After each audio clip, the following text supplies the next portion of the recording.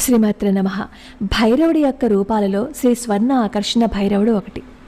ఈ భైరవుడి స్తోత్రం చేయటం వల్ల ఫలితాలు ఏంటంటే అప్పుల బాధలు లేకుండా ఉంటాయి.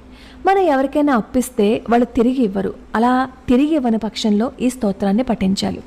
మెరుగైన జీవితం కోసం, అప్పుల్లో నుంచి బయటపడడం కోసం, మనం ఉద్యోగం చేస్తున్నప్పుడు ఇంకా ఉన్నత స్థాయిలోకి వెళ్ళటం కోసం, మనలో ఏదైనా చెడు దోషాలు ఉన్నా, చెడు ప్రవర్తన ఉన్నా దాని నుంచి బయటపడడం కోసం, ఏదైనా విషయం కోర్టుల్లో ఉంటే ఆ కోర్టు కేసుల్లో విజయాన్ని సాధించడం కోసం ఈ స్వర్ణ ఆకర్షణ భైరవ స్తోత్రాన్ని చేసినట్లయితే మంచి ఫలితాలు ఉంటాయి. ఇది నిత్యం పఠించవచ్చు. కానీ అంగన్యాస కన్యాసాలతో చేసే మాట అయితే మాత్రం శుక్రవారం చేయండి. ఇందులో బీజాక్షరాలు ఉన్నాయి కాబట్టి ఒక గురువు దగ్గర నుంచి ఈ స్వర్ణాకర్షణ భైరవ మంత్రాన్ని తీసుకోండి. అప్పుడు ఇంకా మంచి ఫలితాలు ఉంటాయి.